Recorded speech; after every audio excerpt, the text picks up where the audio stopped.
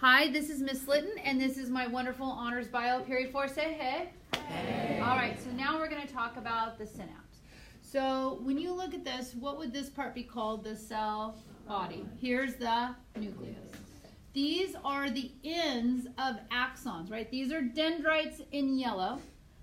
The blue and the red, if I could continue this on, this would go to some neuron, and here's its cell body and its dendrites. You see where I'm at? Okay? The red ones are referred to as what? Excitatory.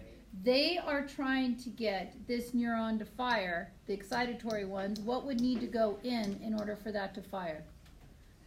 Sodium. Sodium would need to go in for it to fire. So they're saying, let's keep it excitatory. The inhibitory ones are saying no to that. Don't let any sodium in. They're keeping the doors closed. Now count up your excitatory and inhibitory and tell me, who do you think might win? Count up all the excitatory messages and all the inhibitory messages.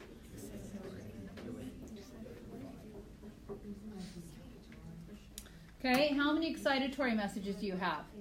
8. How many inhibitory messages do you have? 6. What did I do? I just counted up the little axonal bolts.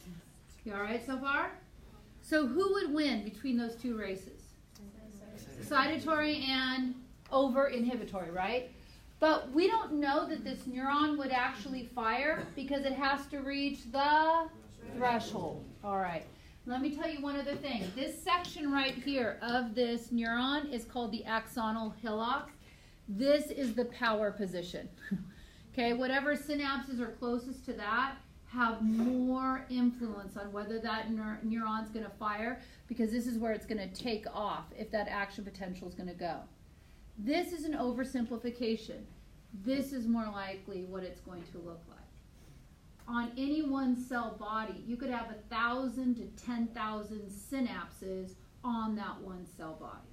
Each one of these are those little feet right here. That little foot right there is this little foot right here. All right? And so some of these we don't know from this diagram. Some of these could be excitatory. Some of them could be what? Inhibitory. Also, what you can't see, if I blow this up, you still will not be able to see it. This end of this axon right here is on this dendrite or on the cell body. There is a little bit of space between where it attaches, and that is called the synaptic cleft. And it's across that synaptic cleft where some neurotransmitter needs to cross, and on the other side over here either be excitatory or be what? Inhibitory. So that's the part I want to show you. So let's take this guy right here, or we could take one of these that's up here. Let's take this one right here, and let's put him right here. See his little foot? Now, you know, coming down the neuron, if there is an action potential, what is going in to this neuron right here? Sodium is coming in. And what is coming out right after it goes in? What's coming out? Potassium is going out. That's your action potential. The quick fix, potassium going out. Are you good with that? That's what we already learned. Now, here at this axonal bulb, we get a new chemical coming in, and that is calcium. There are specific calcium gates that open up. So that changes. It's another positive ion, but calcium comes in. Calcium causes this synaptic vesicle, oh, good, it didn't, okay.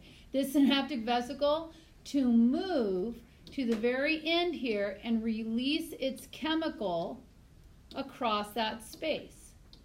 That chemical right here, this neurotransmitter, is going to bind to a receptor. And you ready for this? If it binds to that receptor and it's excitatory, it'll pop open this gate and allow what to come inside? Sodium.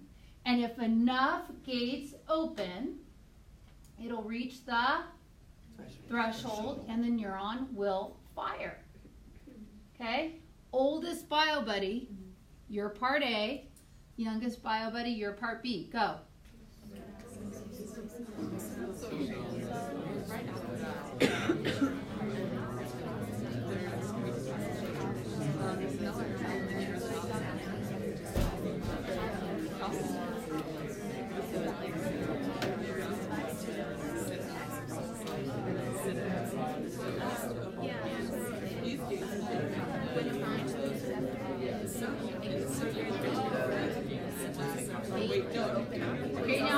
jump in again. This is called the presynaptic neuron. Any guesses what this is called? Postsynaptic. And keep in mind what they're showing you right here. This right here is this picture. What are these right here? What are these? Phospholipid bilayer, right? What is this? This is a protein. And it's a gate that would allow sodium to come in, which could then trigger that action potential. This chemical that crosses right here, that's the same chemical we talked about back here. That's the chemical that's allowing sodium to come in, and if enough sodium comes in, that's going to trigger the depolarization, right? So that it becomes positive on the inside, quick fix, potassium on the outside. But it's going to happen the whole length of the neuron, right? So then at the end of it, then it could trigger synaptic vesicles as well. All right, now this next picture, I want you to alternate back and forth. Slate, you're going to do the odd numbers. Blue, you're going to do the even numbers. And you can freeze it right there if you want to, and I hope that that was helpful. Have a piece of toast.